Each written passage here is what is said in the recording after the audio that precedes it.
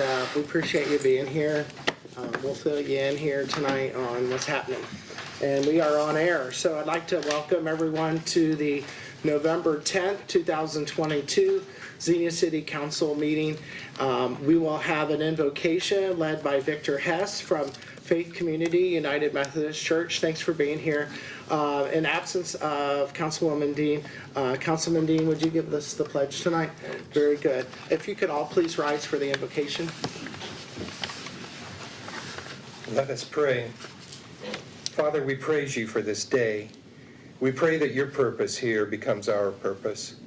Bless the hearts and minds of this body, that they listen and then seek your guidance. Recalibrate our intentions and refocus our hearts to reflect your will.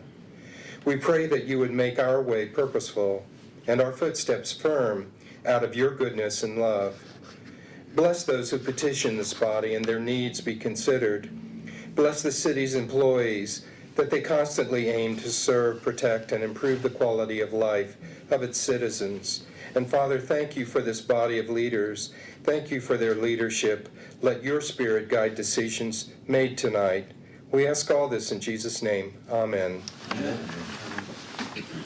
I pledge allegiance to the flag of the United States of America and to the republic for which it stands, one nation, under God, indivisible, with liberty and justice for all. Thank you, Victor Hess. Thank you, Councilman Dean. This time we'll call the meeting to order and ask for a roll call, please. Vice President Urschel, Councilman Scrivens. Here. Councilwoman Dean, Councilman Branham, Councilman Dean. Here. Mayor Mays. Here. President Smith. Here.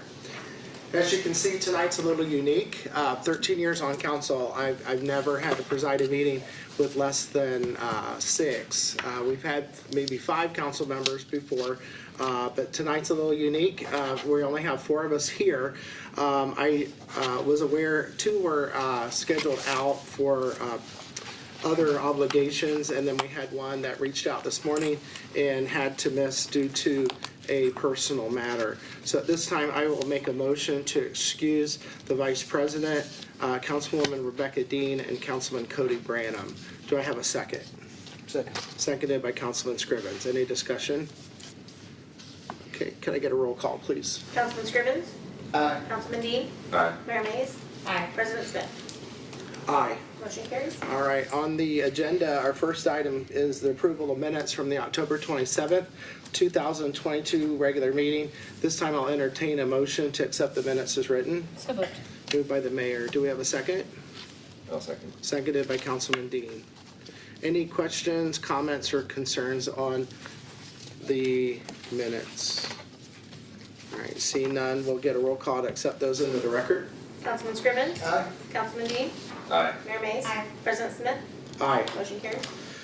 We have no special presentation scheduled for tonight's meeting. At this time is opportunity for audience comments. This is the portion of the meeting that anyone who would care to address City Council could do so at this time. We ask that you come to the podium, give us your name and address for the record, limit your comments 3 to 4 minutes. This would be on any topic tonight, knowing that we do have a public hearing after audience comments. All right, okay, thank you. My name is Becky Graham, and I'm at 907 Wright Avenue. And I just want to say how much I've enjoyed and appreciated all the harvest decorations around the downtown area. Thank whoever is responsible for that, because that's been great. And I think it was great that the banner was put up to congratulate the football team. So thank you. Thank you, Becky. Anyone else care to come to the podium at this time? All right. We'll move on to old business. Our first item in old business is ordinance 2022-42. This is titled a public hearing. This is approving a major change to the plan unit development concept plan for Right Cycle Estates that increases the number of planned single-family homes. At this time, we are going to open up the public hearing, but I am going to let the public know that after the public hearing tonight, due to the absence of 40% of our council tonight, I am going to motion that we table this item until our next regular meeting, which is scheduled for Tuesday, November 22nd. And so we are still going to have the public hearing tonight because we would like to solicit your input and your comments, but we will not be taking a vote on this item tonight. So at this time, if anyone would care to come to the podium and speak on behalf of approval of making the major change to the plan unit development concept at Right Cycle Estates, now's your opportunity to do so.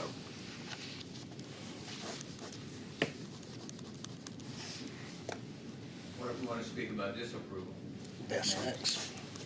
Yeah, so we'll open the floor up. If anyone who would care to speak on behalf against approving the major change to the plan unit development, now's your opportunity to do so. If you could come to the podium, give us your name and address for the record.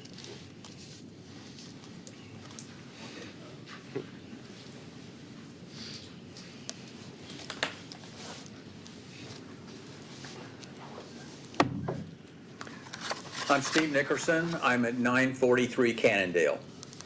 2 weeks ago, I spoke against it. I still want to speak against it. Maybe as much for any other reason as I don't understand what the new owner is doing out there. We've had no communication about his plans.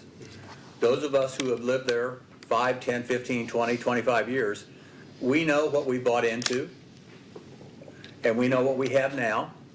We have no idea what we're getting. As far as we know, he could have one builder come in there and put in 100 tract homes tomorrow, and they could not fit the community, and we'd have nothing to say about it. There's been no communication from the developer about his plans or his intent. We know now that in the past, we've had 4, 5, 6 different builders in our complex, which has helped develop what our community looks like out there and the style of our homes and how they fit together. It's not a Ryan home. It's not a Ryan complex where somebody comes in and puts 100 houses in 60 days and then they sell them. That's not what we're looking for. So I guess as much as any reason, when I look at the drawing back here, don't even compare it to the last one. Compare it to the other stuff that's already built. Yes, those new lots are much smaller. They're not as small as the ones that a couple of us live in the patio homes. But we knew what the patio homes were when we moved in and didn't expect any more. These are just slightly bigger than some of the patio homes. So the builder, I think, has done themselves a disservice. I think they've done us a disservice, and that nobody's talking to us. We have no idea what they're planning to do. I hope you guys have more information about his plans and intents to what he wants to do than we do. The one thing I'm sure of, his bottom line goal is to make money. That is not our bottom line goal. We live there. Ours, as a stakeholder, we have the least things that we can say. Everybody else wants to do it. It brings in real estate money, it brings in income tax money, it does this, it does that. He makes money, builders make money. We sit there and complain because we didn't know what was happening when it was happening. So that's what I've got. It's just I feel like a mushroom. So.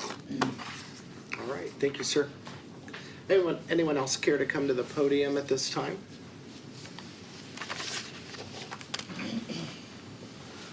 Good evening, John Martin, 1958 Lakeview Drive. Maybe it's a question that's going to come out in the discussion, but as I'm reading the history here, it talks about that the PUD change that was approved back in March added a net increase of 6 residential lots and eliminated the 10 commercially zoned acres, and understand that was replatted. This now says there's an increase of 10 lots to the remaining phases. Is that in addition to the 6 lots that were approved in March, or is that including the 6 lots that were added in March? Is it a net increase of 10 or a net increase of 16? I guess is my question. Okay, so normally in a PUD, or I'm sorry, in a public hearing, Okay. We don't debate back and forth. We let you ask your questions, and we'll let the city planner answer that question here after. We're all done, okay? Thank you. Yeah, anything else for us? That's it. All right, thank you so much. Did you get that question, Brian? Okay, thank you. All right. All right, who else would care to come to the podium at this time?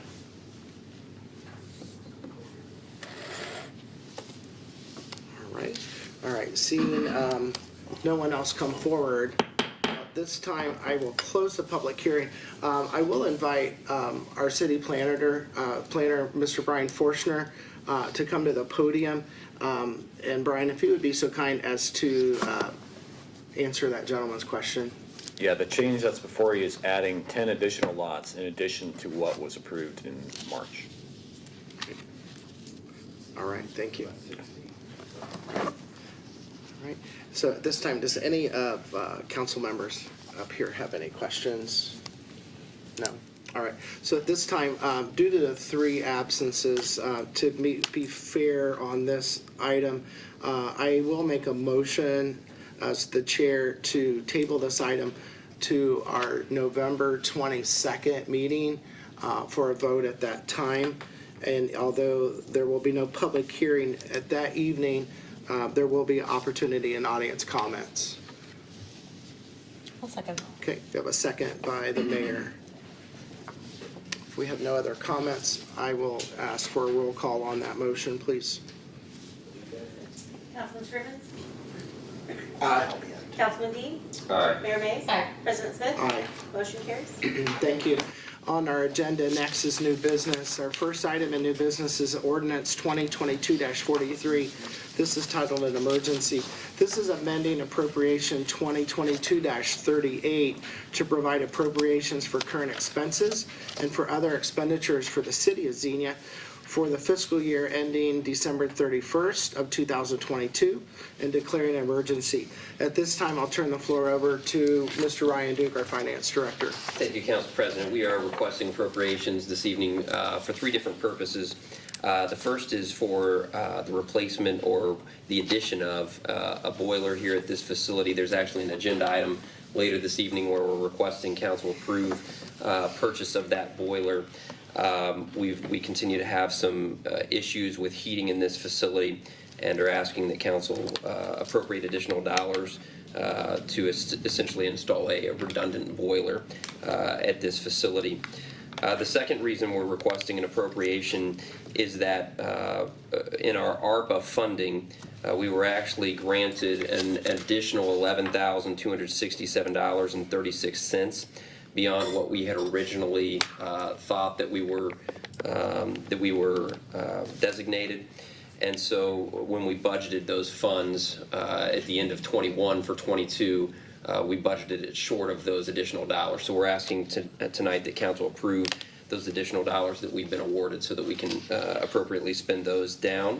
And there's another agenda item later this evening specific to those ARPA funds as well. And then finally, we're requesting another $20,000 be appropriated for additional maintenance and security or securing of the Ramada site that the city recently took possession of. Those are $236, Fund 236, which is lease proceeds there in the town square, so there aren't tax revenue dollars being spent for that purpose, but rather we're using lease proceeds from the facilities there that the city is leasing to those tenants to cover those costs of securing that site as we work to redevelop it. So we're requesting council appropriate dollars for those 3 purposes this evening. All right, thank you, Mr. Duke. Any questions for Finance Director tonight? Mr. President. Yes, Thank you, Councilman sir. Scrivens, thank you. Mr. Finance Director, the general capital improvements, the 38.7, what's that slated to go to? The 38.7, that is a portion of the boiler. So the boiler, the cost of both purchase and install of the new boiler as well as repairs to the current boiler that need to be made, the estimated total is $60,000, and you'll see that split across all those 1018 cost centers. In 361, 664, 665, and 666, the total of those 4 expenditures there should be $60,000. So the cost is being split across those various funds. Thank you, sir. Thank you, Mr. Does that President. answer your question? All right, thank you. All right, Councilman Dean or Mayor Mays, do you have any questions tonight? All right, so this is emergency ordinance. At this time, I'll make a motion to amend ordinance 2022-38 as an emergency and seek a second. Second. Seconded by the mayor. Could I get a roll call, please? Councilman Scrivens? Aye. Councilman Dean? Aye. Mayor Mays? Aye. President Smith? Aye. Motion carried. Thank you very much. Our next item on new business is ordinance 2022-44, titled an introduction. This is enacting Chapter 251, titled Funds of the City's Administrative Code. So at this time, we'll turn the floor over to Madam Law Director, Ms. Danette Fisher. Good evening.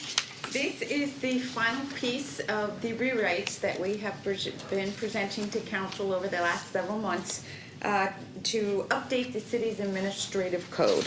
This is Chapter 251. This will be in the Finance Department's chapters. Finance Department will have chapters 250 to 256 in the rewrite. Council has approved the other changes to Finance Department. Funds was a project.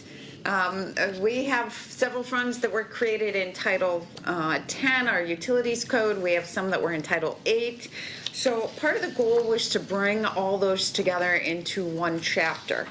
Another part of the goal that we tried to do with this was, again, work smarter, not harder. We had a lot of excess funds.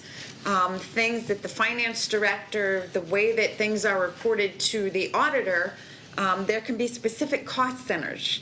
They can all be in one fund. They don't have to be in separate funds. For example, the new street fund. You have 3 revenue sources going into that fund that the sole purpose is to be used on streets. So rather than maintaining those as 3 separate funds, those will now be accounted as 3 separate cost centers within the same fund. So I won't go through this in detail. I will turn it over to the finance director here in a minute, but just real quickly, one of the things we did, and I kind of tried to color code it for you, anything highlighted in yellow is a new fund. Anything highlighted in blue, it's either a fund that we're renaming or we've combined current existing funds. Gray are existing funds that we're not making any changes. So 25102 is required funds. These are funds that we are required to have under the Uniform Tax Levy Law.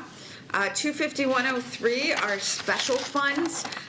Most of these council has already created. These are ones that the revenue is required to be kept separate. For example, one of the new ones, council has already created the One Ohio Fund by resolution. Because the estimated life of that is 18 years, we went ahead and put it in this. 25104 are your utility funds. You will see here there was a lot of combining of funds. And then we kind of tried to break them down by use. 25105 are your public improvement funds, your capital permanent improvement, property improvements, your street fund, your state route repair. 25106 are all your public safety funds, and then 25107 are all your court funds. So the goal with this was really to clean up all the funds that we had scattered in various places throughout our code. You will note in Exhibit B, because of the changes that we are combining some funds, changing some names, I also went through the code and found any place that those fund names were referenced. That's what Exhibit B is, making those amendments to those sections of the code where the fund name needed updated. And with that, Mr. Duke, I will turn it over to you. Well, I want to thank Ms. Fisher. She did a lot of work here to consolidate these funds, and I'm really excited to have all of these in one chapter. It's certainly going to be far better for us in the finance department rather than having all these different sections sporadically placed throughout the code. So we're excited to have those all in one place. We feel really good about what we're doing here in this chapter. It will change the way that council sees certain things represented into the future. In the budget that was just presented to council here at the last meeting, none of these changes are necessarily reflected. Some of the things that are today considered funds will be cost centers in the future, and so we will try to take a measured approach in transitioning this. Some things we're going to have to change right away. Other things we can take a little more measured approach to changing it out, so that there's not just a complete overhaul of the fund numbers and where everything is placed in the budget. So we're going to try to make it as easy on council, as easy on staff as possible as we make this transition. So it may be a couple of years before we've completely transitioned all of this.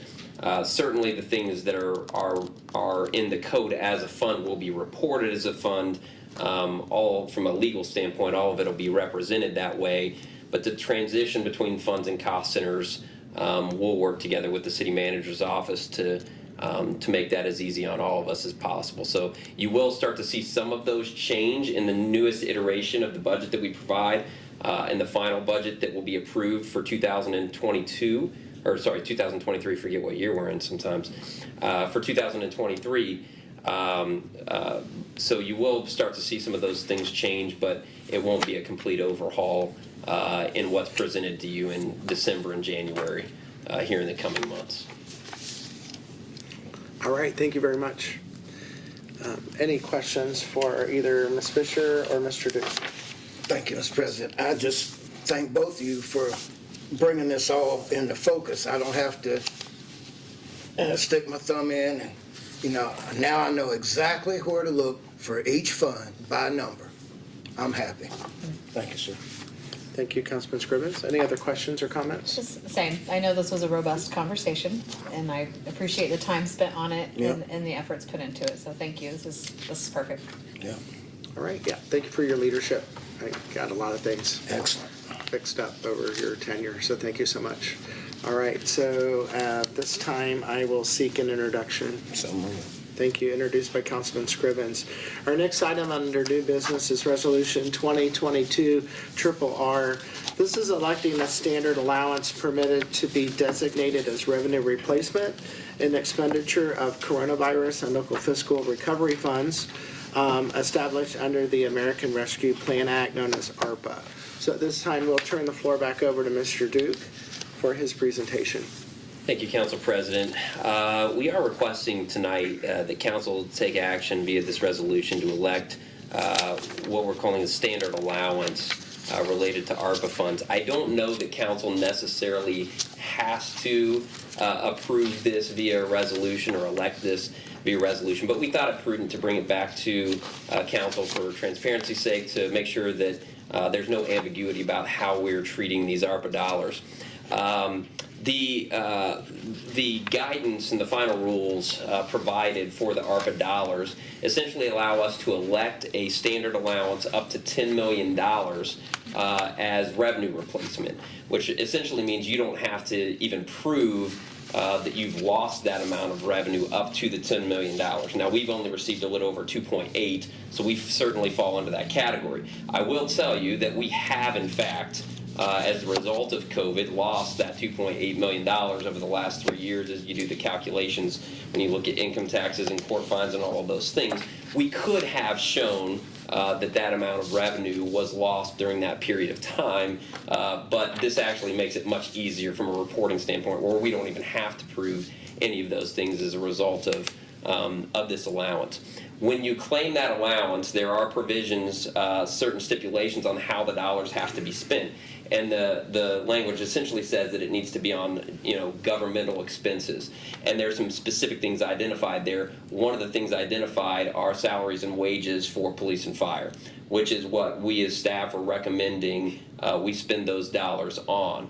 And so when we spend the $2.8 million to cover the wages of police and fire, what that does is it frees up the transfer from our general fund, because typically we're subsidizing our police and fire fund to the tune of about $5 million every year from our general fund.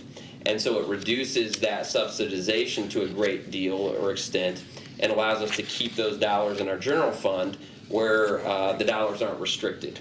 And so we would have another $2.8 million in the general fund that council could allocate to other projects as they see fit.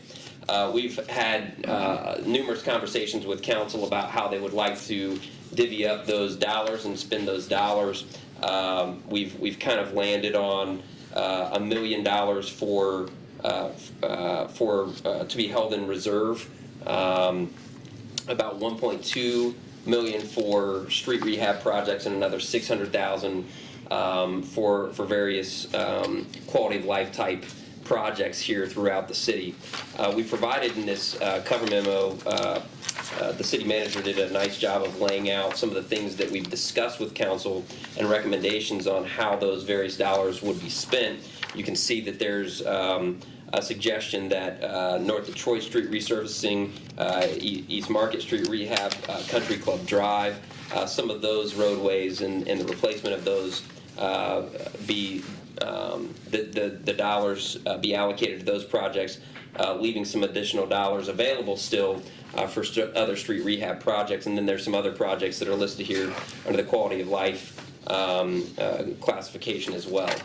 So there's certainly plenty of conversation still to be had on that and how exactly council wants to designate those dollars. But that's what staff is recommending to this at this point, and there are still some additional dollars that council would have to allocate to other projects beyond what we have listed here. I don't know if the city manager has anything else he would like to add related to that. But yeah, just again to reiterate what the finance director said, we wanted to include in here, based on discussions council has had, prior decisions, as well as some of the committee discussions, to lay out for you allocation of these funds, because obviously the public is interested in where these monies are going. So just to add a little clarity to what the finance director said, both the North Detroit Street resurfacing, and that's from Church to the corporate limit, which will occur next year, as well as the Market Street rehabilitation project, again a project for next year. Those additional dollar amounts are estimated total additional funds needed for these grant-funded projects in excess of what we had originally estimated the project would be. So in other words, inflation, since these original estimates were done, has increased the cost of these projects by those relative amounts. So our recommendation is, in order to follow through with those grant projects, to utilize the ARPA dollars for those purposes. The Country Club Drive project was a project that, as we talked with the Utilities Committee a couple weeks ago, we were just notified within the last month that we were being awarded issue $2 through OPWC. So that's a brand new project. So in essence, we will be replacing and upsizing the water line on Country Club, and we'll then be able to repave that from North Detroit Street all the way through the extension of that roadway, and that roadway is one that definitely needs it. And then again, just touching on these other categories, as council's previously discussed and approved, the Lexington Park improvement projects, as well as the more systemic park improvement projects, the two there combined for $200,000, and we're also recommending an additional $200,000 of these funds to be set aside for expansion of our SRO programs in Xenia Community Schools. We are still in negotiation with the schools as to exactly what this looks like, but we would like to expand the SRO program to include additional officers for our elementary schools, which means that we will have a high school officer, a junior high officer, and then 2 additional officers that would be placed in among the various elementary schools. The finance director and I have some concerns about the long-term affordability and sustainability of that. But we believe it's important enough to get the program launched now, and then to continue to have discussions with the schools over the next couple of years on how we can sustain that program moving forward. So again, of all these funds, you can see a significant portion of what was made available to us of that $2.8 million would be locked in or committed to these projects. And then there are some remaining funds under that, really under all 3 categories. And we've talked about some projects, including perhaps Xeniatown Square or other roadway projects that we might pursue in the next year or 2. So again, this agenda item is really intended to acknowledge that, but also to officially designate these funds. Right, and so what the resolution is really doing is just electing that standard allowance and saying that the dollars would be applied to public safety, which are thereby freeing up the general fund dollars for other uses. All right, thank you. Any questions for Mr. Duke? Thank you, Mr. President. This is for the city manager. You stated that North Detroit resurfacing from Church Street to the corporate limit. I have here the Kinsey Road. That's a significant difference between Kinsey Road and the corporate limit. Yeah, so You're correct. It is to, and that's because the extension from, or the roadway from Kinsey to the corporate limit was just repaved. So you are correct. It is to Kinsey. That is correct. But that'll have that entire roadway, 68 heading north, completely repaved within the last couple of years. But I stand corrected. You are right about that. Thank you, Mr. All right, President. thank you. Any other questions for either Mr. Merriman or Mr. Duke? All right, thank you. So at this time, we have a resolution before us, and I'll seek a motion to allow permittance of the designated revenue replacement as so designated by Mr. Duke's presentation. So moved. Moved by the mayor. Do we have a second? I'll second that. Seconded by Councilman Dean. If we have no other comments, we'll go ahead and seek a roll call, please. Councilman Scrivens? Aye. Councilman Dean? Aye. Mayor Mays? Aye. President Smith? Aye. Motion carried. Thank you. Our next item is Resolution 2022-SSS. This is authorizing an execution of an extraterritorial service agreement with Stephanie and Ryan Galanka. I hope I pronounced that right. Are you guys here tonight? I'm sorry. Did I pronounce that right? No. Okay, what is it? That's what I thought, Glowinka? All right, thank you so much. For the provision of water and sanitary sewer services to the property located at 1216 Old Springfield Pike. So at this time, we'll turn the floor over to our city manager. Thank you, sir. As you indicated, we've received this request from the Glowinkas, owners of the property at 1216 Old Springfield Pike. They're looking to tap into our municipal water and sanitary sewer systems, which traverse their property. Because the property is located outside of our corporate limit, the city council must authorize this extraterritorial agreement in order for them to tap into our services. The agreement includes the requirement that if the property becomes contiguous to the city in the future, the owners would petition for annexation upon a request from the city, though this does seem somewhat unlikely. The owners will have to pay the non-resident fee for water service, which is, of course, inclusive of a surcharge. As their homes surrounding the property are currently receiving city and water and sanitary sewer services, and as the request meets all of our requirements in our code presently, staff is presenting the request for council consideration this evening. All right, thank you, Mr. Merriman. At this time, I'll seek any questions for Mr. Merriman regarding this. Thank you, Mr. President. Does the property currently have an on-site sewage disposal system, or? The property is currently undeveloped. Okay. As far as I understand, but there are existing city lines within very close proximity. Yeah. Thank you. Thank you, Mr. President. All right, thank you. Any other questions? This seems kind of straightforward here. So at this time, I'll seek a motion to authorize the execution of the service agreement. So moved. Moved by Councilman Scrivens. Do we have a second? Second. Seconded by the mayor. If there's no other questions, we'll get a roll call, please. Councilman Scrivens? Aye. Councilman Dean? Aye. Mayor Mays? Aye. President Smith? Aye. Motion carried. All right, thank you. Thank you very much for being here tonight. Our next item is Resolution 2022-T. This is authorizing the purchase of a new boiler for the City Administration Building from Johnson Controls Incorporated through the Ohio DAS Cooperative Purchasing Program. So at this time, we'll turn the floor back over to Mr. Merriman. Thank you, sir. As detailed in your agenda report, over the past couple of winter cycles, our city's maintenance staff has been really persistently challenged with operational issues with the boiler system in this facility.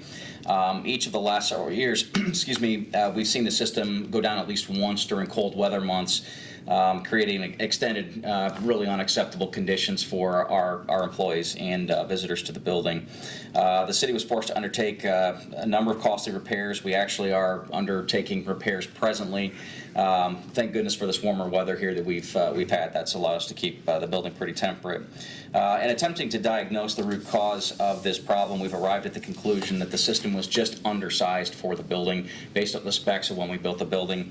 We're now 7 years into this facility and use of this, and it's just caught up with the system. So we think in the end that it's going to be much more cost effective and frankly more appropriate in terms of operations of the facility to look at installation of an additional boiler. This would be an upsized unit that's, we think, better spec for the facility. In doing so, we would bring the existing unit repaired back online, so we would have the ability to have redundancy with these systems, and they can also work in concert. And so we think this is, frankly, just a better approach than limping along with this and having issues every year, nickel and diming us. We are pleased that Johnson Control has this unit in stock. They can begin work immediately. You've seen the forecast. I hope you enjoyed today because we're taking a significant downturn heading into tomorrow. So at a price of $56,008, they're able to get the high efficiency, it's a 299,000 BTU boiler. We think that will be more than sufficient for the building, and then again give us a redundant feature. The purchase would be made through Ohio Department of Administration's cooperative purchasing program as indicated, again, so we don't have to do separate bidding. So again, this evening we're just requesting authorization to move forward with the contract. The funding was approved in the prior agenda item on the emergency of the appropriations ordinance, and upon your approval tonight, if you so elect, we will be able to actually start the project as early as next Tuesday. So I have to ask, do we know where this boiler's coming from? They actually have it in stock, in-house. I'm being facetious. You know what I'm alluding to. Yeah. Okay. Missing boiler. I don't know. It's oh, sorry. we have I knew had that. perpetual HVAC problems in this building, and frankly, these systems are a lot smarter than we are today. So hopefully this will help. Does it mean we'll have heat in here? Consistently, yes. Oh, that's nice. Because. It's always cold. All right, thank you. Any questions for Mr. Merriman? I hate to be the question man. With the installation, how about the computer stuff? Is it going to still get? Yeah, so Johnson Controls is our contractor. They have comprehensive knowledge of the system. These systems are so complex today that our maintenance staff, it's above and beyond what they have the command over. So they will. This is a system that Johnson is very familiar, or Johnson Controls is very familiar with. So we will have to continue to rely on them to troubleshoot the system. But just as an example, so we have actually not had a boiler operating in this building for about 2 weeks, and even though it's been warmer, we still get fairly cool at night. So they have been able to turn off certain airflow functions. They can close off cold return functions. So there are pneumatic systems within the system that they've been able to really isolate airflow. So we've been able to keep temperature in the building at about 68. So again, our staff would not have the knowledge to know how to manipulate the system, and that's why it's important that we take someone like Johnson that understands the system. So they would continue on with the new system as well. Very good. All right, thank you. Does that answer your questions? Councilman Dean or Mayor, any questions for you? All right, so at this time, I'll seek a motion to authorize the purchase of the new boiler. A redundant. Moved by the mayor. Do we have a second? Got you. Seconded by Councilman Scrivens. Thank you. All right, we'll go for a roll call, please.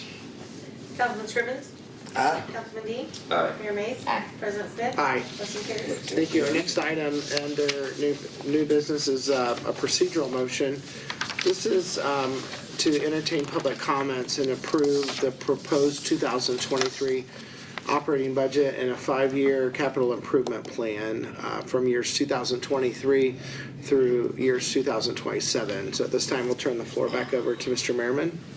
Thank you, sir. So this is new, pursuant to our new charter provisions approved by voters in Section 9.04C. We are establishing this new procedure for review and consideration of the annual operating budget, and we are now positioned to present as we gave council last meeting, the operating budget and CIP as a consolidated document together. And so the purpose of this function is to provide an additional opportunity for public input or any additional council questions on those documents. So this evening we would like an opportunity to provide the public, to offer any additional input or to answer any additional questions that council might have. In going through this procedure of motion, you're not actually approving any projects or approving our budget for next year. This is authorizing, essentially acknowledging receipt of the documents and directionally speaking that it's the direction you want to go. We will still have to come back to council, and we will come back with a temporary budget in December, and then the final budget in January after we've had an opportunity to close all accounts and end everything out for 2022. So you will still have additional opportunity for final approval of next year's budget, which would include any capital projects for 2023. But again, as part of our new procedures for review, as recommended by the Charter Commission and approved by voters, this function is just an additional opportunity in the interest of transparency for our taxpayers and voters to be able to offer any additional input. Thank you very much. So I did speak to City Clerk today. We have not received any emails regarding this specific item. Do we need to open up the floor like a public hearing? Yes, it's Okay. not, if you recall the changes we made in the charter, this is simply public comment. It's not a public hearing, but anyone from the public who would like to come up to the podium and address council. Also a reminder, as the city manager said, the changes in the charter, the operating budget, as it's presented with the CIP, is really the planning document. We cannot, even by charter, vary from the uniform tax levy law. That's what we have to follow. So the actual budget for next year will be presented to council, and that really is your annual appropriation ordinance. The official budget and the annual appropriation ordinance are the same thing. This operating budget and the CIP are the documents per the new charter language that we use in the preparation of that. So there's no formal public hearing. It's just if you want to open the floor, anyone from the public that would like to comment is more than welcome. All right, thank you very much. So we've kind of lost some of our audience tonight. However, at this moment, I will go ahead and open the floor and invite anyone in our meeting room to come to the podium if you have any comments regarding our operating budget or 5-year capital improvement plan.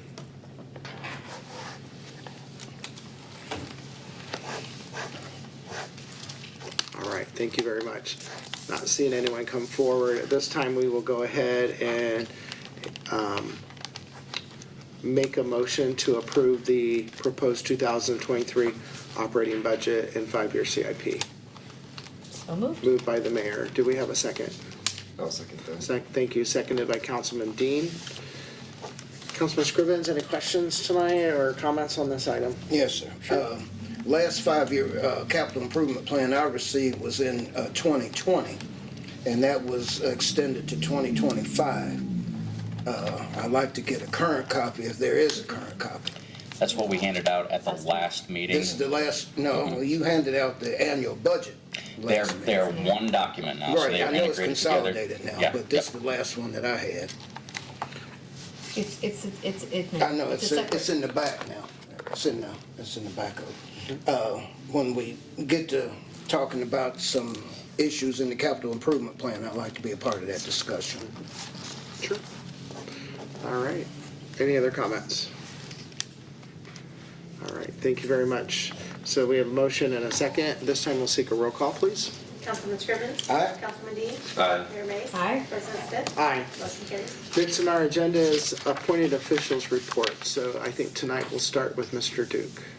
Thank you, Council President.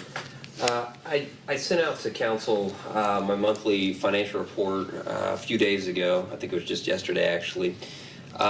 In that, you'll see that the tone and the tenor as it relates to the financial outlook for the city has changed just a bit. And as I began to adjust numbers for 2023 for some of the inflationary costs and interest costs, the outlook is not quite as positive as what it was previously. We are starting to experience increased costs month after month. You see those key operating costs getting a little higher and a little higher. I think they're close to 6.5%. I think it was 6.3% now year to date. And so that number continues to grow. And we had hoped in the projections that come 2023, those things would start to calm. But despite numerous interest rate increases, we really haven't seen it slow to the extent that we had hoped. And so I think the most recent projections are 3.75% by the end of 2023, which is much higher than what we had originally had in those projections. We were expecting that inflation to cool a little quicker than what it has. So you'll see some amendments to that. You'll see numbers in the CIP that, or in the projections that are not quite as optimistic as what they were previously, mainly because of the inflation seeming to prolong and extend beyond what originally was thought. The other major factor is interest rates. And as we started to adjust all of our debt issues projected into the future for interest rates that have risen significantly, it's had a significant impact on the budget. And so you'll see that as well. Actually, at the next meeting, we are scheduled to bring to council a request for approval of debt service issue capital lease for a fire engine that was approved almost a year and a half ago that is finally ready. The lag time on those is significant right now, but we're going to request an approval of that capital lease, and I think it's in the I'm thinking it was like 4.8, something like that. Don't hold me to that. It'll be in the agenda item as it comes to you guys here next in the next week. But it's a significant increase over what we've had as far as interest costs here over the last 5, 6, 7 years. And so as we start to plug those things in, it's having a significant impact. It begins to add up. And so just want you to be aware of that. Maybe dive into that report to a greater extent than what makes some of you guys read it thoroughly every single month. But if you just peruse it, you may read it in a little more detail because the financial outlook has been impacted significantly by those inflationary costs and rising interest rates. So just would encourage you to do that. Other than that, I have nothing else this evening. All right, thank you, Mr. Duke. Any comments or questions for Mr. Duke tonight? All right, we'll move on to Madam Law Director. Thank you. I have nothing additional this evening. Okay, thank you. Any law questions for Ms. Fisher? All right, thank you. And last but not least, Mr. Merriman. Thank you, sir. First, just a reminder to our viewing audience that leaf collection is ongoing, so please check online if you're not aware of the schedule for that. They're still in the first round. We will have 2 rounds of leaf collection, so please make sure you're taking care of that in preparation for those collections. Our crews will be taking a break from leaf collection in about a week and a half as they start decorating for the Christmas season.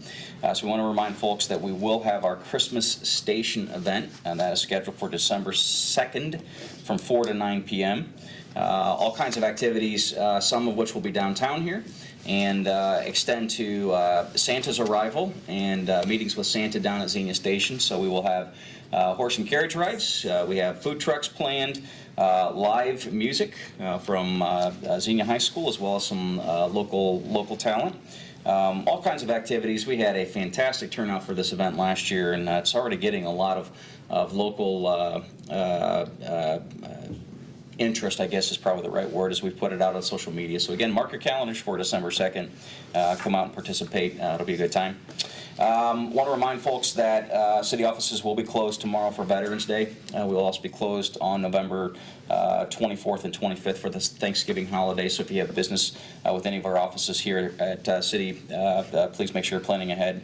And then finally, just want to acknowledge that we are working on a major update for our project at Xenia Town Square. We're hoping to publish or produce that in preparation for release in December. I shared with some of the council members that I know you guys are getting questions from folks who are concerned, hey, why are we seeing nothing? This is literally our top priority, and we are putting a ton of time into it. It's a very complex project, made more complex, as the finance director suggested, because of interest rate environment and the cost of construction and so forth. So we're trying to get it right and create an environment and a project that can be sustainable at a high quality. But we do have some announcements that we're prepared to make, and so we'll be producing something to send out to our general public next month. So please look forward to announcements then. And that is all I have this evening. All right, thank you very much. And also to piggyback on what you said, the lights are up at Shawnee Park. And we'd like to thank Cider Services to And, made a big step up to help out. And former chief person as well, still involved, so yeah, yep. Yeah, so thank you for them. And how long will that stay up? That'll stay till? up through the first weekend of the new year. Okay, very good. All right, so that's a question. With the holidays falling this year on Sundays, when will staff be off and Yeah. how will we operate? Our administrative facilities will be officially closed the Friday preceding and the Monday after, just the way the holiday falls out, for both the weekend of Christmas as well as the weekend of New Year's. So we will begin publishing online on the front doors, probably right after Thanksgiving, the closures for those facilities. Okay, very And good. of course, we've already adjusted the meeting schedules for both Thanksgiving and that week of Christmas. Right. And so we'll have the agendas go out accordingly based on that. Right, very good. And so just to confirm, our next council meeting is Tuesday, the 22nd. Did we move that to 5? Is that right? Yes. Okay. Mm-hmm. All right, thank you, Michelle. And then our December meeting will stay on December 8th, but the 22nd meeting has been moved to the 27th? 28th, okay. And we're going to post that out there, right? Okay, at 5 o'clock. Yep. Okay, thank you. All right, and so now is opportunity for council comments and reports. So we'll start with Councilman Scrivens and see what you have to add tonight. Thank you, Mr. President. Just want to say that trick or treat went off pretty good. Didn't have any incidents, even though it did rain a little bit on them. So glad all the kids had a chance to do the trunk or treat. I've seen that 3 or 4 places here in town. Want to thank the voters, I guess, for the charter amendments. They did what they needed to do to bring Xenia current and bring us into the 21st century. And with that, we need to thank our law director and our government relations chairperson, the mayor. It's a job doing the fine print, the small things. And our law director, she sees every detail. There's nothing that she doesn't see. And she's our star that we don't tout as much as we tout our finance director, who is a star, and our city manager, who is a star. We have 3 stars in our city government here, and as long as we have them, this city will be running tip-top shape. So we want to thank the voters for approving the charter amendments. The lady spoke of the decorations downtown. That it made the downtown feel like a downtown. So whatever we did, Ryan, the community service director, whoever had that was good. We need to continue that. Also, the banner across West Main Street congratulating the 22 version of the Xenia Football Buccaneers. That was a good idea. I don't know who had the idea, but it got watered, it grew, somebody nurtured it, harvested, and it turned into something. And we want to keep that up at least until the playoff run is over and we start something different here in Xenia. But that was such a great idea. And congratulations again to the 22 Xenia football team. Coach Maurice Harden, you did an excellent job, sir. You made us all proud. Veterans Day is upon us, and you're free because people gave their lives for you. Freedom is not free by no stretch. Do not take freedom for granted. People who served in the military, show your love for them, because some of them gave their full measure of devotion. And whoever you see, you thank them. Don't be bashful. They weren't bashful when they said they would go support and defend the Constitution. So go thank a veteran and go pay your respects to veterans.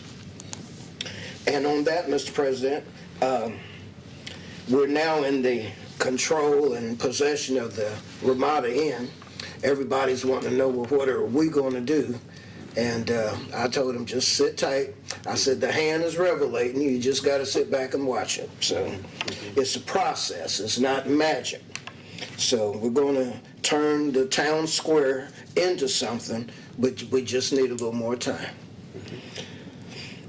And then finally, Mr. President, I want to ask everybody to buy the banners that are on the poles where the flags are. Do your church, your organization, yourself, buy a banner. It makes the city look lived in. And then finally, Mr. President, the condolences to the family of a fellow by the name of Charles Michael Green Sr. Some people call him Coach Charlie. He grew up at Lexington Park. He was a staple there. His name will definitely be on the Walk of Fame. Just one more person that we have to say farewell to. Thank you, Mr. President. Sure. Thank you, Councilman Scrivens. And Mr. City Manager, while that was mentioned, and I'm sorry not to put you on the spot tonight, but there has been some questions on social media regarding the acquisition of the Ramada property. Mm-hmm. Can you enlighten the public just a little bit on who had ownership of that to begin with, and the process as to why that has happened? Absolutely. So the property that the building sits on has long been owned by the city of Xenia. Back when the post-tornado era with the urban redevelopment of the site, the city retained control of most of the town square property, and long-term land leases were executed on the property. So the hotel was developed. The building itself, the business was owned separately. There were a couple of transactions over the years resulting in the most recent ownership. That ownership had been perpetually significantly delinquent in both their property tax payments as well as their lease payments. The business failed to properly execute the lease renewal at a point previously, and the city council elected to call the lease and to terminate the lease, meaning that the business would have to vacate and any improvements on the property reverted to ownership of the city. So the city's followed the necessary legal steps to gain the site control. And I can tell you, having been in the building in the past week, the condition is abysmal. It is unacceptable, the condition that they were renting rooms in. It was deplorable. Absolutely, that is the proper word. So this is a good step for the community. What I can also give evidence to is the fact that we have had significant call volume from law enforcement as well as emergency medical services to the site, much more than should be acceptable over the years. And we in fact have evidence that individuals were not just renting rooms there, but it being allowed to live there long-term, months into years. So it's right and appropriate to take these steps. We're in the process right now of going through the required efforts to what we would call mothball the building pursuant to fire code. The former owner removed the boiler from the building, and so there are certain steps that we need to take to secure the building from a fire code standpoint, and we are in the process of doing that. We are already in conversations on potential reuse of the building. We've evaluated options for demolition, evaluated options for rehabbing the building. The building in its core is in pretty good shape. It's a good solid concrete building. So we think in this construction environment that perhaps rehabilitation of the structure, perhaps again for hospitality purposes, maybe the highest and best use. So again, we've incorporated this conversation into the broader discussion about the redevelopment of Town Square, but elevated the former hotel site really to among the top priorities for redevelopment of the site. And so this is something in the update that I talked about earlier. This is something that we'll specifically address so the public has an understanding of the steps that we're taking to secure the site, but also to make sure that it's not sitting there for 5 or 6 or 7 years as a blighting condition. Our hope would be to have a project underway at the site 6 to 12 months from now. There's just some steps we need to go to line up a new project, but again, we think this is an exciting part of the redevelopment opportunity at Town Square. All right, thank you very much. All right, still on council comments, we'll go to Councilman Dean. Thank you, Mr. President. I don't have anything else to add today. All right, thank you very much. Mayor Mays. Thank you. A couple things to add. Had a couple of committee meetings and things that I'm responsible for. We didn't have MVRPC this month. There was no meeting in November. XREC, which was formerly BRCA, did meet on November 1st, I believe. We talked about Xenia the Christmas station that was already mentioned tonight, 4 to 9. I'm excited to have our volunteers from the community from XREC helping out with that with Santa's House, and I'm very thankful for their volunteering and the work that they're putting into it. I know Brian and Christina have put a lot of effort into it, and we're excited to see what all the good stuff this year. Just did want to mention that there is an opportunity for businesses and organizations to sponsor a Christmas tree for a Christmas tree walk, and if you're interested to contact the city, we would love to have you be part of the Christmas tree walk and decorate your Christmas tree to highlight your business or your organization. And then mayors and managers, we met last night at Wright-Patterson Air Force Base. Don't know that we had any real updates other than construction is very expensive there as well. Very, very expensive. And then other things that I did this past couple of weeks, attended the assembly at the high school with Councilman Scrivens on the 28th, wishing our guys the best of luck with the Xenia Bucks, and did a proclamation and presented it to Coach Mo, and just wish them well. And even with the loss at the playoff game, we're still so excited and so proud of our football team. On the 29th, I participated in a parade at Wilberforce, and I believe this is the first time that they've done something like this. It was fun to see people coming out and just highlighting some of the activities happening out at Wilberforce. And on the 1st, attended a dinner before the XREC meeting, a consensus building dinner that Cheryl Marcus put on, just an opportunity to have a dinner with people who we all see things a little differently, but trying to find some commonality and things that we can see come together and work on in our community. On the 4th, I attended a ribbon cutting at Central State for the new honors dorm, had an opportunity to tour the building as well. Very excited to see what they're doing out there. The dorm for the honors students is beautiful. It's state of the art. They've done a fantastic job out there. Did a couple other things on the night, the coffee and a dinner with some people, just trying to get work done in our community, and made some contacts with Kettering Health, with another contact at Wright Pat. On the 8th, attended the swearing in, and we have our new officers, Harding and is it Rothenberger? Am I saying that correctly? So excited to see them sworn in and starting with our Xenia PD. I think they're going to do a great job. Wanted to mention Kim LaCharles' retirement today. I was not able to attend the party, but wanted to congratulate her on her retirement and thank her for her work in the law department. Also wanted to thank the voters for the charter amendment and the passage of the last 3 elections and getting that done. That was several years of our life spent on that, so we're very excited to see that taking place and pass. And then I know Veterans Day has been mentioned. I did want to mention there is a service tomorrow here in Xenia at the Legacy Village. If you're interested in attending that, it's at 12:30 p.m. And I think there's quite a few people from the community coming to that. I think that is all I have. All right, thank you. Anyone have anything for the mayor? No, just she's All right, other than thank you for being so busy.